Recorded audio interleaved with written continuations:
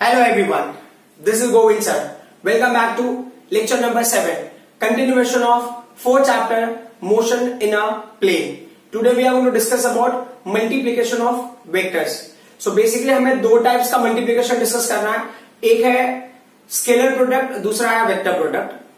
Today I will try to finish scalar product का concepts. If possible, I will try to do the numerical. Once I have finished the scalar product, then we'll start discussing about the vector product. But एक basic ideas के term में समझने के लिए scalar product क्या होता है, vector product क्या होता है, today I will discuss about both. Basic ideas के लिए कि क्या होता है और कैसे होता है. तो अगर हम डिस्कस कर रहे हैं मल्टीप्लीकेशन ऑफ वेक्टर्स, तो यहां पे ना हमें दो कंडीशन मिल रहा है. एक जो मल्टीप्लीकेशन है मैंने अभी बताया, एक होता है स्केलर प्रोडक्ट और दूसरा होता है वेक्टर प्रोडक्ट. ठीक है, और दोनों में क्या डिफरेंस है उन चीजों को हम बेसिक लेवल पे समझ लेते हैं कि हम पहले वाले को स्केलर प्रोडक्ट क्यों कहते हैं और दूसरे वाले को वेक्टर प्रोडक्ट क्यों कहते हैं. ठीक है, तो अगर आप बेसिक लेवल पे समझ रहे हो तो आपको ना ये टर्म से काफी आइडियाज मिल जाते हैं. अच्छा, स्केलर का मतलब क्या होता है ना, स्केलर मतलब it will not have any direction, it will have only magnitude. Magnitude in the sense it will be represented in terms of number. आपको नंबर के टर्म में इंफॉर्मेशन दिया होगा. अगर सिर्फ इंफॉर्मेशन नंबर के टर्म में है तो वो स्केलर क्वांटिटी हो गया, और अगर आई कैप जे कैप के कैप के टर्म में है तो वो क्या होगा, वो आपका वेक्टर क्वांटिटी हो गया. तो अब अगर यहां पे मैं समझने की कोशिश कर रहा हूं तो स्केलर प्रोडक्ट प्रैक्टिकली क्या होता है, तो ये क्या कह रहे हैं कि अगर आप वेक्टर को वेक्टर से मल्टीप्लाई करते हो और मान लो आपको जो रिजल्ट मिलता है वो मिल गया नंबर के टर्म में, दैट इज स्केलर. तो ऐसे हम मल्टीप्लीकेशन को क्या कहते हैं, स्केलर प्रोडक्ट. आपने वेक्टर को वेक्टर से मल्टीप्लाई किया और आपको स्केलर मिल गया. फॉर एग्जाम्पल, जैसे मेरा अजम्पशन है कि मतलब पहला वेक्टर ए वेक्टर होगा, दूसरा वेक्टर बी वेक्टर होगा. तो ए वेक्टर का होगा ए आई ए एक्स आई कैप प्लस क्या होगा ये ए वाई जे कैप हो गया, देन प्लस क्या हो गया ए जेड के कैप हो गया. ऐसा कोई ये फर्स्ट वेक्टर है. ठीक है, इसको मैंने मल्टीप्लाई कर दिया सेकेंड वेक्टर से, that is B vector. For example, तो बी वेक्टर के लिए अगर मैं लूंगा तो बी एक्स आई कैप हो गया प्लस क्या हो गया बी वाई जे कैप हो गया प्लस आपको क्या मिला बी जेड के कैप आपने लिया.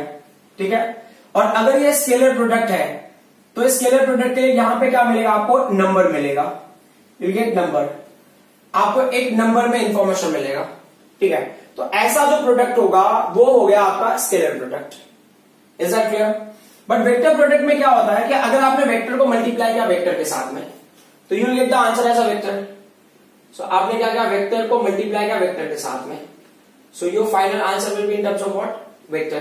तो वो होगा वेक्टर प्रोडक्ट.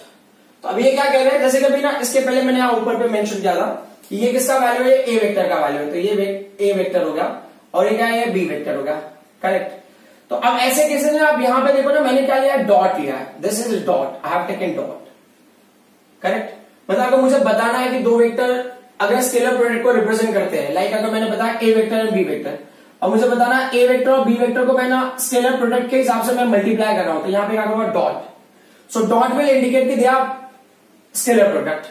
क्योंकि हमें कंफ्यूजन होना चाहिए कि हम वेक्टर प्रोडक्ट फाइंड आउट करें या स्केलर प्रोडक्ट फाइंड आउट करें, तो सिंप्लीफिकेशन में आप डॉट रिप्रेजेंट कर देते हो. तो इसको आप क्या कह सकते हो, स्केलर प्रोडक्ट को आप और क्या कह सकते हो, डॉट प्रोडक्ट भी बोल सकते हो आप. You can consider as a dot product.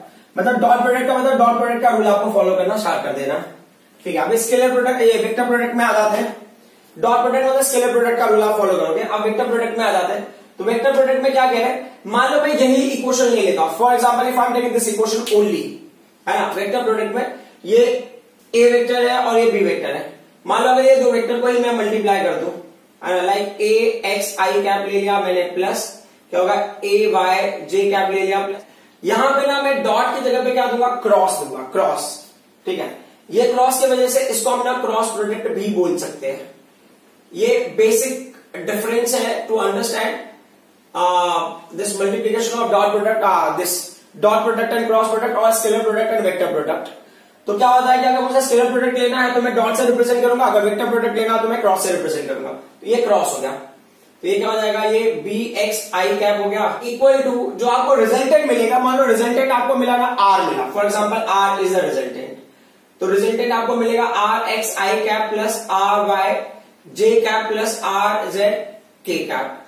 ठीक है, ये आपको मिला रिजल्टेंट वेक्टर. मतलब ये वेक्टर फॉर्म में होगा, ये भी वेक्टर फॉर्म में होगा, आपका रिजल्टेंट भी किसके फॉर्म में होगा, वेक्टर फॉर्म में होगा.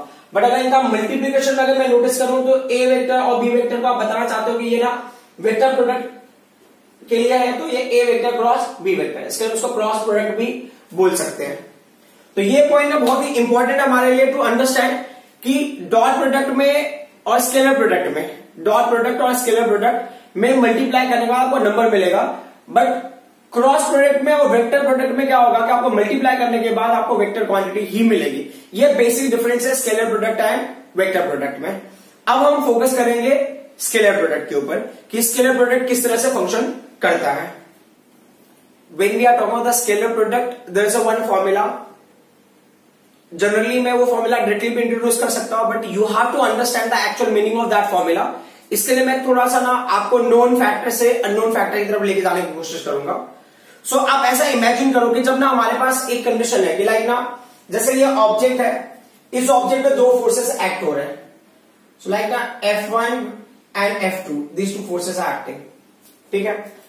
इसको अगर मुझे ना ग्राफिकली या डायग्रामेटिकली रिप्रेजेंट करना है तो I can represent like this कि दो वेक्टर को मैंने पैरेलल दिखा दिया, मतलब क्या होगा, ये एक डायरेक्शन में एक्ट हो रहा है। या हो सकता है F1 और F2 वेक्टर को मुझे दिखाना कि ये ऑब्जेक्ट पे सेम डायरेक्शन में एक्ट हो रहा है, तो मैं इस तरीके से भी रिप्रेजेंट कर सकता हूं कि एक मैंने लाइन ड्रॉ किया है, उस पर दो एरोस दे दिए। इनका मतलब क्या होता है, इनका मतलब बहुत सिंपल सा होता है कि जो F1 वैल्यू है और F2 वैल्यू है उनके मैग्नीट्यूड का हम ऐड करेंगे तो रिजल्टेंट का मैग्नीट्यूड आपको मिलेगा इस तरीके से। मान लो कि 10 न्यूटन फोर्स है और ये 5 न्यूटन फोर्स है, तो ऐड करेंगे तो 15 न्यूटन फोर्स मिल जाएगा आपको, ठीक है। ये भी आपको वही कंडीशन रिप्रेजेंट करता है। बट अब ये क्या कह रहे हैं कि अगर हम वेक्टर को मल्टीप्लाई करते हो तो डायग्रामेटिकली या ग्राफिकली आप कैसे रिप्रेजेंट करोगे, तो हमें क्या करना है ना, हम ना मैग्नीट्यूड के टर्म में अंडरस्टैंड करने की कोशिश करते हैं। अब ये बोल रहे हैं ये ए वेक्टर है जिसका मैग्नीट्यूड 4 है, ये बी वेक्टर है जिसका मैग्नीट्यूड 8 है। तो अब ये बोल रहे हैं कि अगर आपको रिप्रेजेंट करना है ना कि ये दोनों वेक्टर मल्टीप्लाई हो रहे हैं ग्राफिकली या डायग्रामेटिकली, अगर आप रिप्रेजेंट करना चाहते हो तो क्या करना है, आप आपके स्केल से ना जैसे 4 सेंटीमीटर का एक्चुअल लाइन तो ड्रॉ नहीं करोगे, बस इतना समझ लो कि ये ना मैग्नीट्यूड है 4 सेंटीमीटर का, समझ में आ रहा है, ये 4 सेंटीमीटर का मैग्नीट्यूड है और इसका डायरेक्शन ये है, क्लियर। और आपने इसके ऊपर लिख दिया है ये है A vector, is that clear. अब आपको बताना है कि ये मल्टीप्लाई हो रहा है किसके साथ में, 8 वेक्टर के साथ में, मतलब 8 जो है ना बी वेक्टर के साथ में मल्टीप्लाई हो रहा है जिसका मैग्नीट्यूड क्या है 8 है, और ना ये सेम लाइन पे एक्ट हो रहा है। अगर ये सेम लाइन पे एक्ट होगा मतलब मल्टीप्लीकेशन का रूल ही यही है कि जिस दो क्वांटिटी को आप मल्टीप्लाई करोगे वो दो क्वांटिटी एक ही लाइन पे होना चाहिए। It's a rule, rule is very simple. Like यहां पे कैसा क्या आपको बताना है कि दो वेक्टर को ऐड करना है तो आइदर यू ड्रॉ पैरेलल और you make them on the same line, ये रूल है एडिशन का। अगर सब्ट्रैक्ट करना होगा तो ये क्या होगा, ये पैरेलल होगा, दूसरा एंटी पैरेलल होगा, मतलब ये दोनों एंटी पैरेलल होंगे या ऑपोजिट डायरेक्शन में होंगे, तो उसका मतलब आपको सब्ट्रैक्ट करना है। वैसे अगर आपको मल्टीप्लाई करना है तो बहुत सिंपल सा टास्क है कि जिन क्वांटिटीज को मल्टीप्लाई करना है वो एक ही लाइन पे रिप्रेजेंट करने हैं आपको। तो ये ए वेक्टर हो गया, बी वेक्टर का मैग्नीट्यूड क्या हो गया, जैसा अभी हमने डिस्कस किया था, तो बी वेक्टर का मैग्नीट्यूड हो जाएगा, ये रूल के हिसाब से 8 है ना, तो आपको क्या करना है, एक लाइन ड्रॉ करना है जिसका मैग्नीट्यूड 8 होगा, मतलब imaginary magnitude which should look like that. तो ये हो गया आपका बी वेक्टर का वैल्यू, जो ब्लैक मार्कर से मैंने ड्रॉ किया ये है B vector. Is that clear. अगर आपको लॉजिकली देखना है तो 4 और 8 को मल्टीप्लाई करोगे कितना आएगा, 32 आएगा, करेक्ट। तो अगर मैं डॉट प्रोडक्ट के हिसाब से देखूं तो ये होगा A vector dot B vector, what is the magnitude of A vector 4 है, what is the magnitude of this B vector that is 8, तो टोटल मल्टीप्लीकेशन कितना हो जाएगा, ये 32 हो जाएगा। समझ में आ रहा है। अब ने ये तो जनरल टर्म में समझने के लिए, तो आपको बस यहां पे ये समझना है कि अगर दो वेक्टर को मैं ना स्केलर प्रोडक्ट में मल्टीप्लाई करने की कोशिश करता हूं तो one thing should be very clear, on a line it should happen, मतलब first vector will be on a particular line, second vector also should come on that line only in terms of magnitude, तब आप ना scalar product find out कर सकते हो। Understood. अब इस चीज को हम ना इंप्लीमेंट करते हैं स्केलर प्रोडक्ट के फॉर्मूले के लिए। तब इन्होंने क्या किया, अब हम क्या करते हैं ना, हम कोई ऐसा एक वेक्टर ले लिया हमने, समझो कि चलो ठीक है ये ले लिया हमने vector A, this is a vector, clear.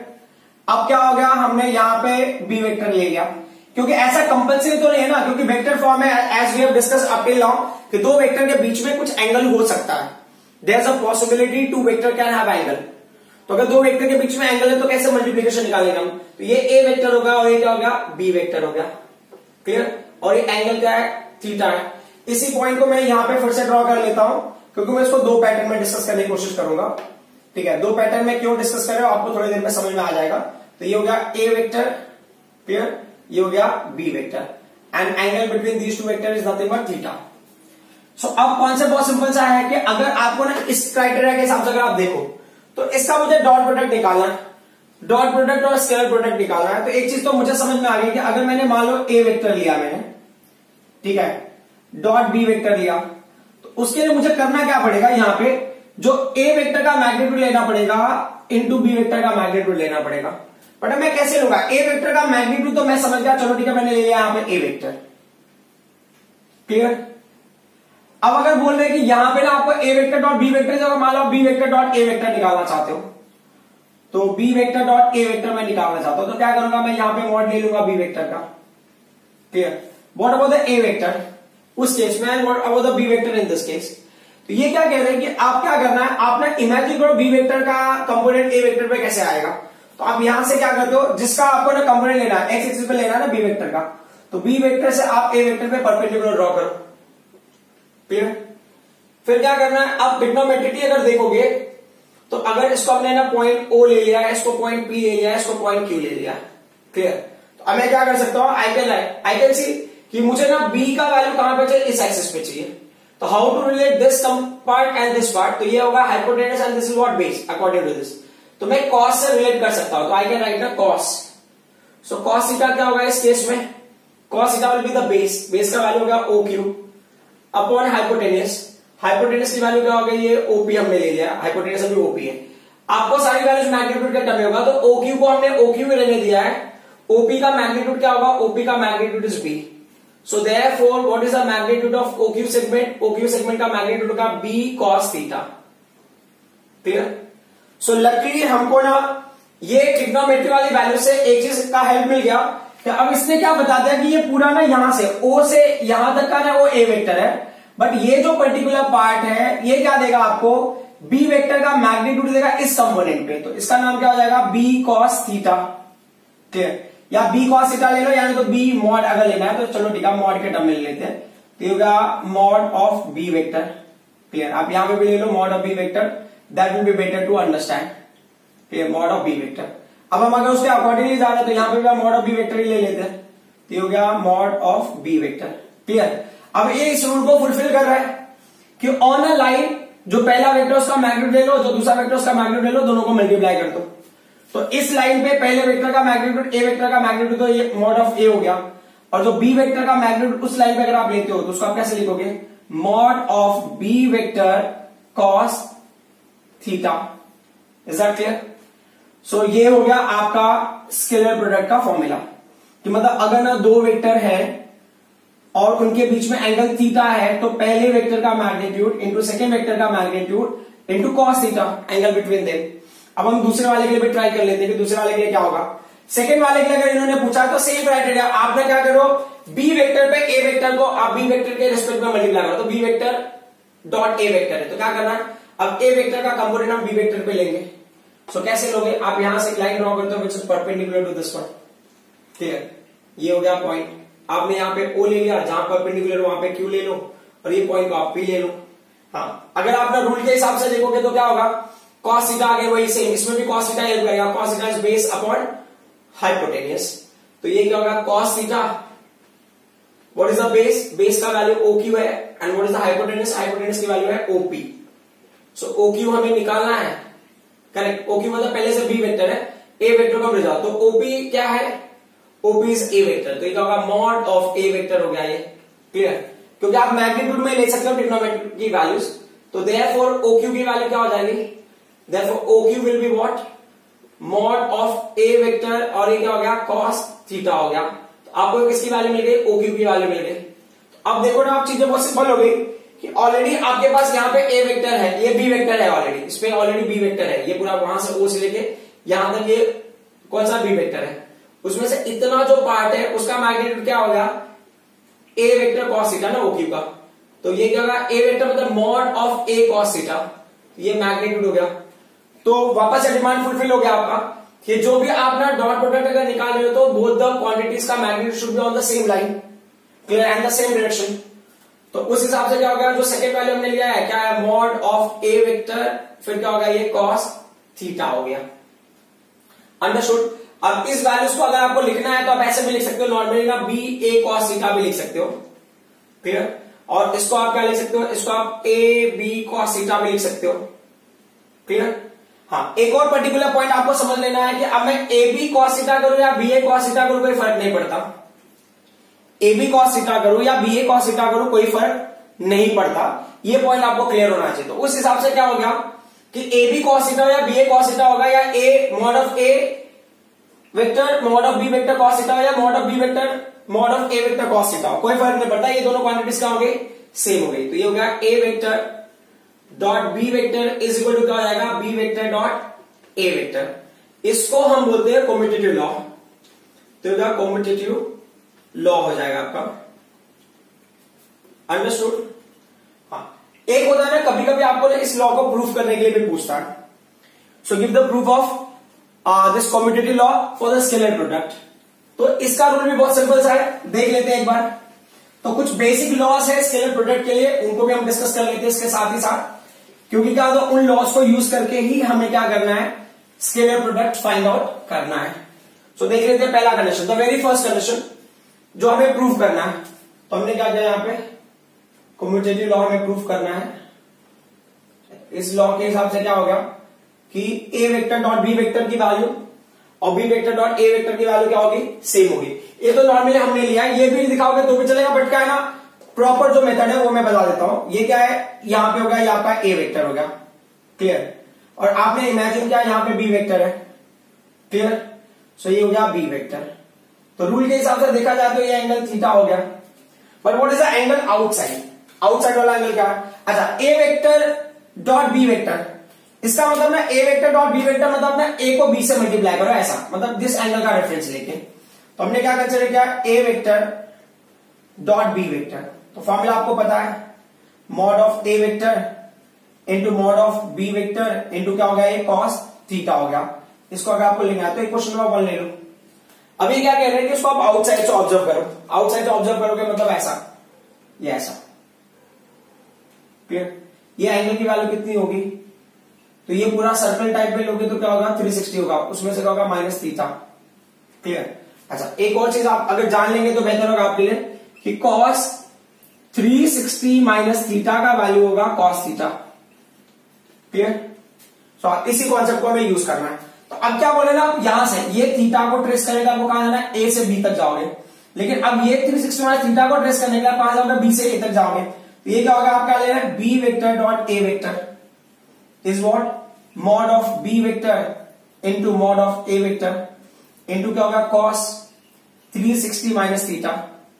तो ये क्या होगा, mod of B vector and mod of A vector, और ये क्या होगा, cos थीटा हो गया। एक्चुअल में देखा जाए तो ये वैल्यूज को आप ना एक्सचेंज कर सकते हो। तो आप इसको लिख सकते हो mod of A vector into mod of B vector, और ये क्या हो गया, cos थीटा हो गया।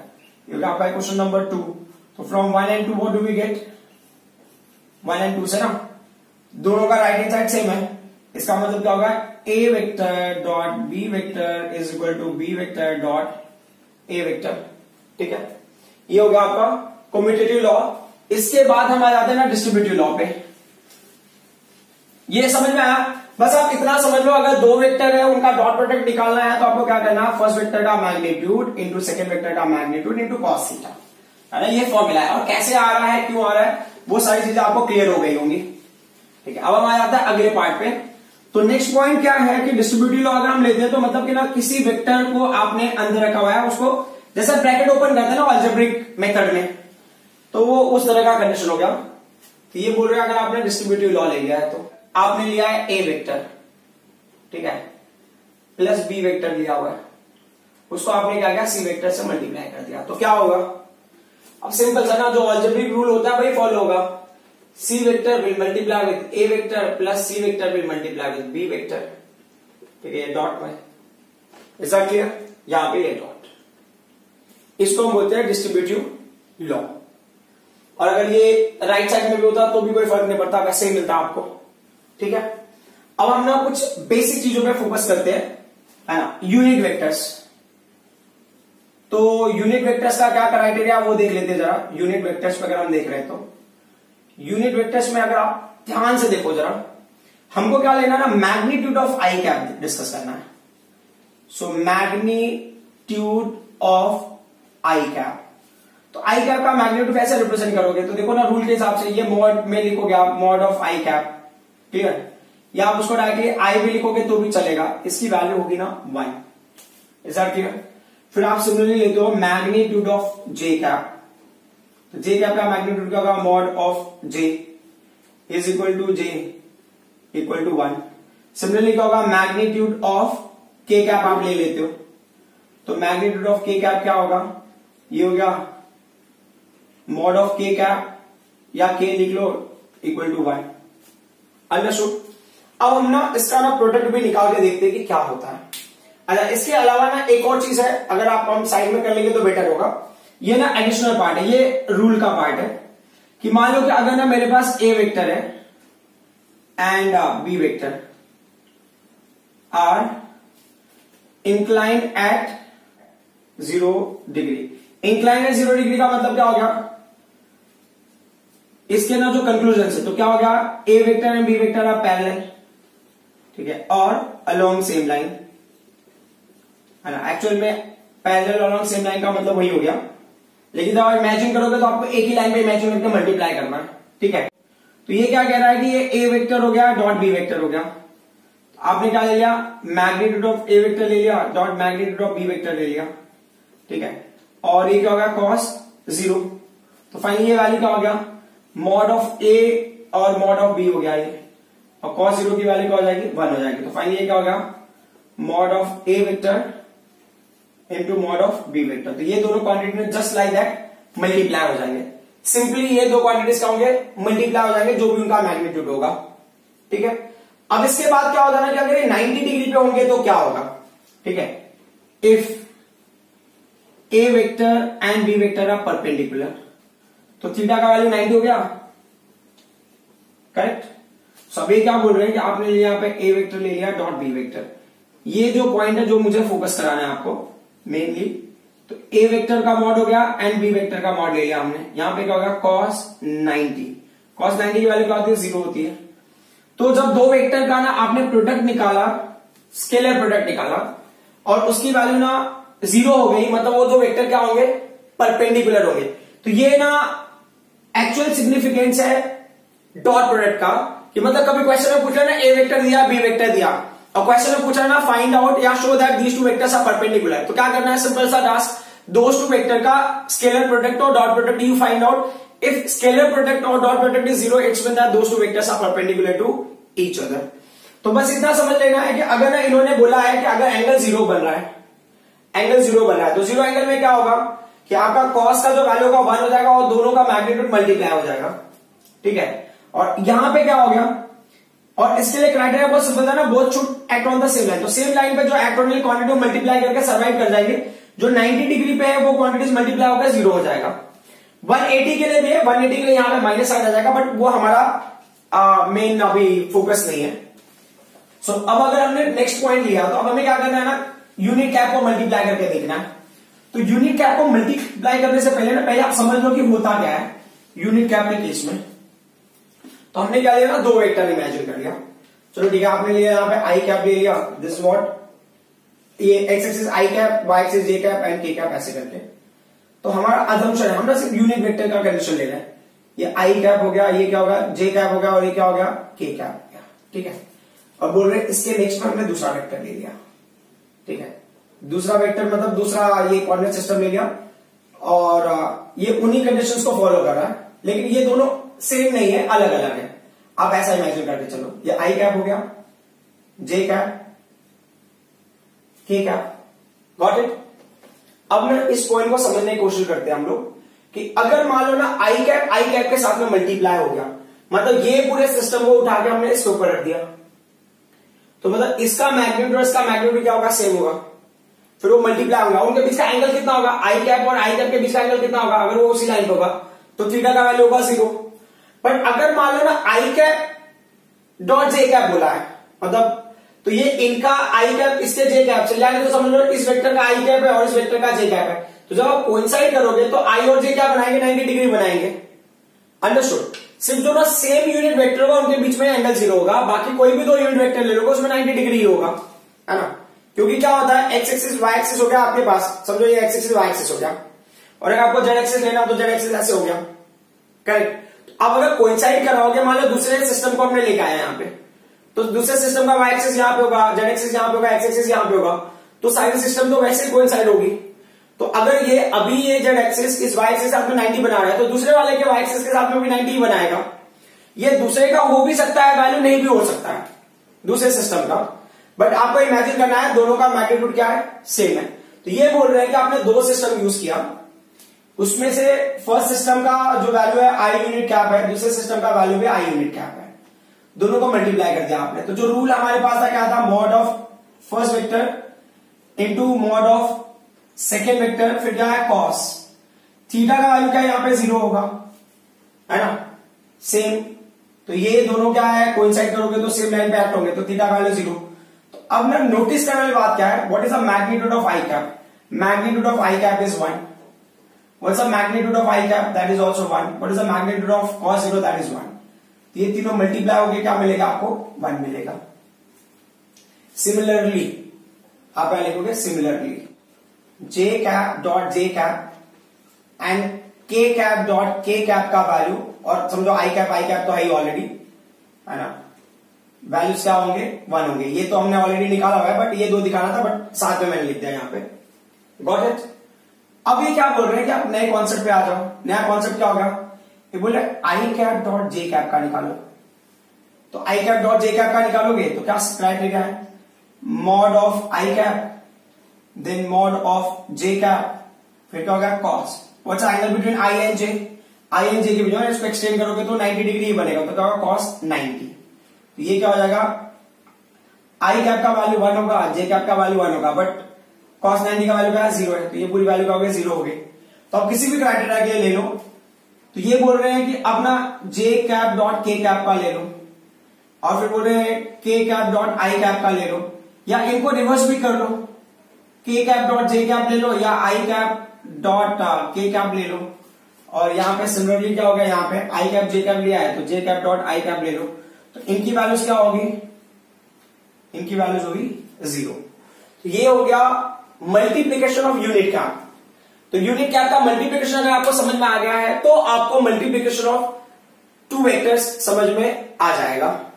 सो अभी इन कॉन्सेप्ट को थोड़ा सा एडवांस लेवल पे ले लेते हैं, क्योंकि मल्टीप्लीकेशन तो अभी हम नहीं कर रहे, मतलब कैसे करेंगे अगर आगे बढ़ना है तो। सो अब इन्होंने बताया, फॉर एग्जांपल आप ले लेते हो ना, जैसे आप नॉर्मली ले रहे थे कि ए वेक्टर का वैल्यू हमने क्या लिया है, ए एक्स आई कैप लिया है, प्लस ये क्या होगा ए वाई जे कैप लिया है हमने, प्लस क्या है ये ए जेड के कैप लिया है। सिमिलरली हमने ले लिया है बी वेक्टर, बी वेक्टर का वैल्यू हमको क्या मिला है, बी एक्स आई कैप मिला है, प्लस बी वाई जे कैप मिला है, प्लस क्या मिला है बी जेड के कैप मिला है। ठीक है, अगर मान लो ये ना, ये जो मैं अभी पर्टिकुलर पार्ट करा रहा हूं ये एक्स्ट्रा पार्ट है, एक्स्ट्रा पार्ट है, ये अभी इसकी रिक्वायरमेंट है, इसके बाद में रिक्वायरमेंट होगी, बट मैं अभी निकाल देता हूं, है ना। तो अगर मान लो ना मुझे मैग्नीट्यूड ए वेक्टर का लेना है, तो क्राइटेरिया बहुत सिंपल सा है। क्या है क्राइटेरिया, ए वेक्टर का मैग्नीट्यूड क्या होगा, यहाँ पे आई कैप को छोड़ के तो क्या होगा ए एक्स स्क्वायर हो गया, जे कैप को छोड़ के जो वैल्यू मिला तो क्या होगा ए वाई स्क्वायर हो गया, प्लस के कैप को छोड़ के तो ए जेड स्क्वायर हो गया। ठीक है, अब मैं ना मॉड ऑफ बी वेक्टर निकाल लेता हूं। What is the value for that, under root of, तो फर्स्ट का मैग्नीट्यूड क्या है, आई कैप के अलावा जो मैग्नीट्यूड है बी एक्स, तो उसका स्क्वायर हो गया, प्लस सेकेंड वाले क्वांटिटी का बी वाई, तो उसका स्क्वायर ले लिया हमने, प्लस क्या होगा ये बी जेड स्क्वायर होगा। ये कहां पे यूज करेंगे और क्यों यूज करेंगे वो आपको समझ में आ जाएगा। अब ना क्वेश्चन में क्या है, अब जो क्वेश्चन का पार्ट है हम ना लर्न करें डॉट प्रोडक्ट, कि डॉट प्रोडक्ट अगर आपको करना है तो एक्चुअल में करेंगे कैसे हम, क्योंकि ना यहाँ पे जब आप पहली बार लर्न करो, यहाँ पे लर्न करें तो ये ना बहुत एक्सटेंडेड फॉर्म में होगा, बट उसके बाद हम ना बहुत शॉर्ट टर्म में करना स्टार्ट कर देगा। तो शॉर्ट टर्म में क्यों हम यूज करेंगे और कैसे यूज करेंगे वो देखना। तो A vector dot B vector, तो ए वेक्टर का वैल्यू हमें क्या मिला है, ए वेक्टर का वैल्यू एक्स ए एक्स आई कैप, प्लस क्या है ये ए वाई जे कैप, आपने डॉट प्रोडक्ट लिया है यहाँ पे। ठीक है, तो ये क्या होगा, सेकेंड वाली वैल्यू होगा बी एक्स आई कैप हो गया, प्लस, ठीक है, अब देख लेते हैं इसको। सो क्या होता है ना, वो सिंपल सा टास्क, आपको क्या समझना है, जो एक्स की वैल्यू इसके साथ में मल्टीप्लाई होगा, फिर एक्स का वैल्यू वाई के साथ में मल्टीप्लाई होगा वैल्यू क्वांटिटी, फिर जेड वाली क्वांटिटी के साथ में। क्लियर, तो हमने क्या किया, पहले ब्रैकेट में ना फर्स्ट वाले का फाइंड, तो मतलब जो मैग्नीट्यूड को एक ब्रैकेट में रखेंगे और कैप को एक ब्रैकेट में। तो मैंने पहले ब्रैकेट में कहा ए एक्स बी एक्स, ठीक है। ये ना आप नॉर्मल क्रॉस डॉट जो भी रखना वो कर सकते हो, क्योंकि ना यहां तक ये मतलब आप मेथड फॉलो करो, इसके लिए डॉट की जरूरत है, उसका क्रॉस वगैरह साइन दे सकते हो, कोई इशू नहीं है। तो ये ए एक्स इंटू बी एक्स हो गया, उनका मैग्नीट्यूड क्या, उनका यूनिट वेक्टर क्या होगा, I cap dot I cap, correct, plus अब होगा A X I cap multiply होगा बी वाई जे कैप के साथ में, तो सेकेंड ब्रैकेट में हो गया ए एक्स बी वाई, और ये फिर उसके बाद क्या होगा, यूनिट वेक्टर को साथ में लेते हैं तो क्या होगा, I cap dot J cap हो जाएगा, ये क्लियर। फिर प्लस अब होगा ए एक्स बी जेड होगा, सो ए एक्स बी जेड, और यूनिट वेक्टर को अगर साथ में लोगे तो क्या होगा, आई कैप डॉट के कैप, और ये प्लस।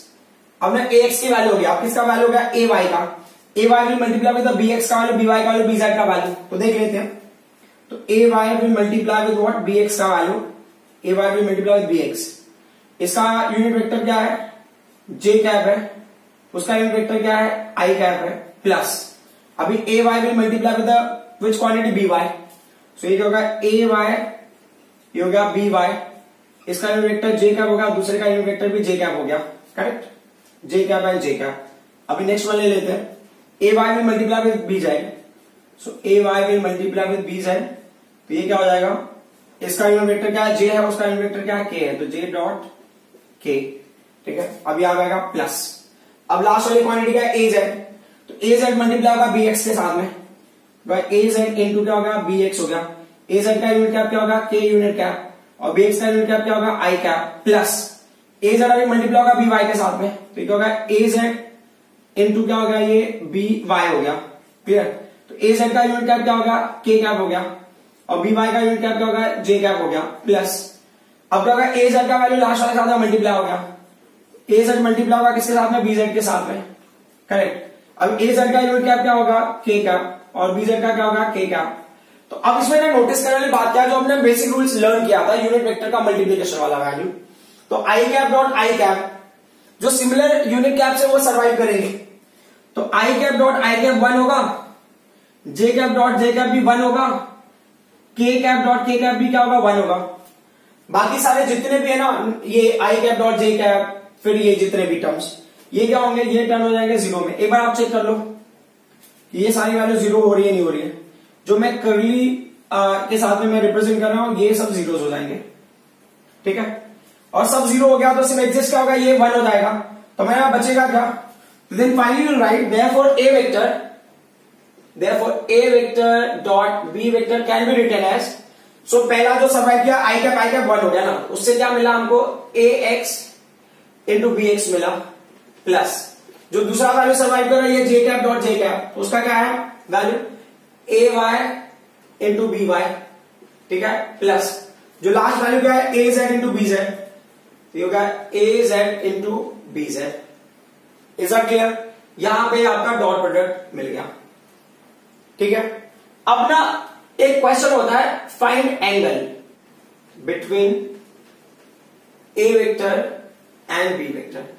क्या कंडीशन है, ए वेक्टर है डॉट बी वेक्टर है, इक्वल टू क्या होगा, mod of A vector mod of B vector into क्या होगा, ये कॉस थीटा हो गया।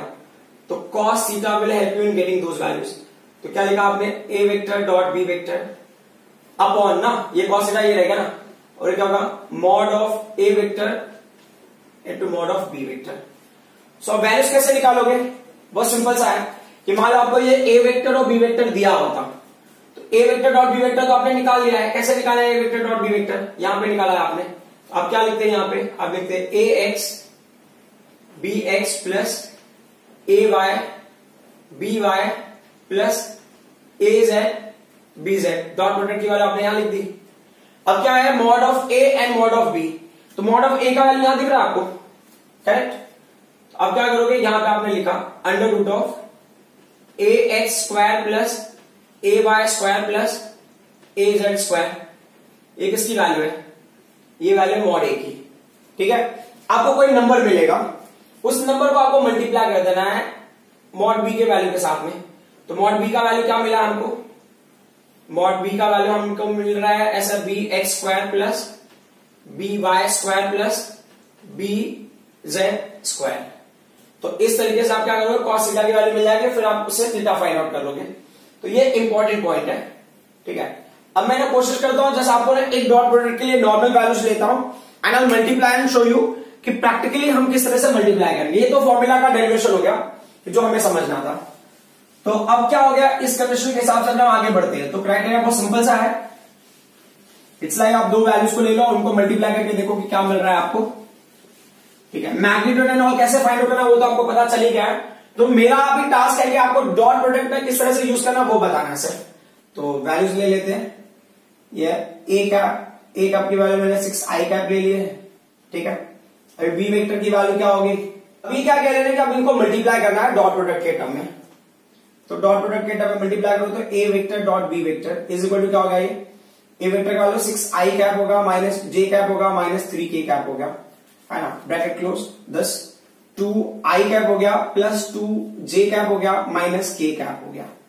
तो जैसा अभी तक मैंने लर्न किया था ना ax ax bx, तो ये ax और ना bx की तरह काम करेगा। मतलब क्या होगा, इसका i कैप का क्या वैल्यू 6 है, उसका i कैप का क्या वैल्यू है 2 है, तो उनको मल्टीप्लाई कर दो।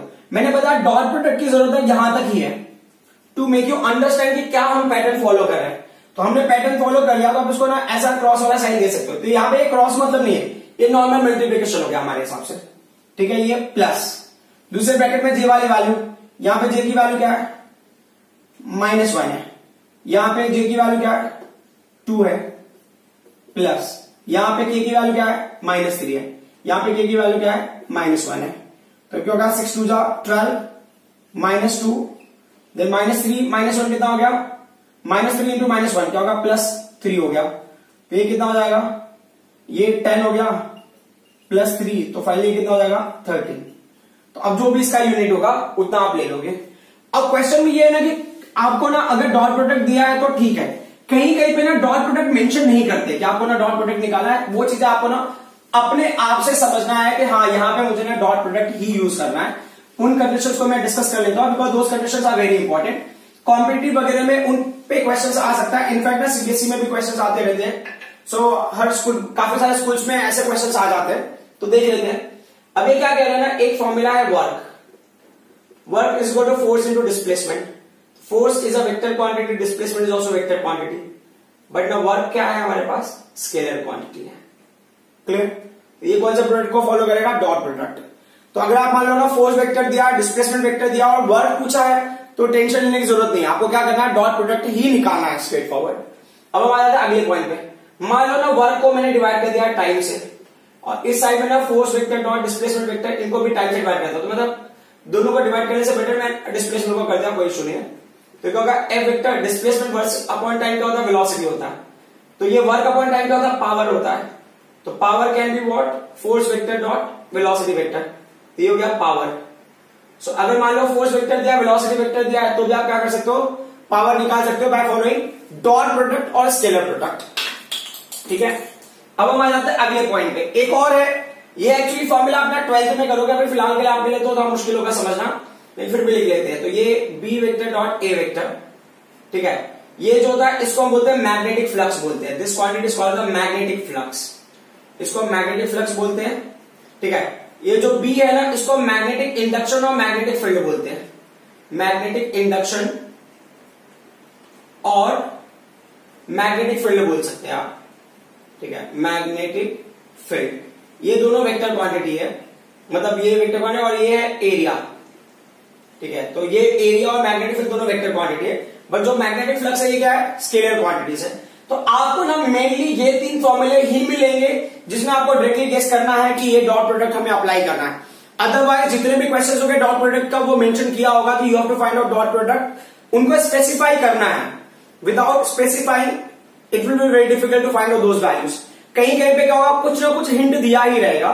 फॉर एग्जाम्पल ना अगर आपको क्वेश्चन पूछा ना, show that 2 vectors are perpendicular, तो 2 vectors are perpendicular, show that 2 vectors are perpendicular. तो परपेंडिकुलर में क्या होता है, डॉट प्रोडक्ट 0 होता है, तो मैं समझ जाऊंगा कि मुझे स्केलर प्रोडक्ट को यूज करना है, ठीक है। या कभी कभी क्वेश्चन में दिया है A and B vectors are perpendicular, find out something, तो आपको समझ लेना है कि ये भी ना हम डॉट प्रोडक्ट के लिए ही यूज करेंगे।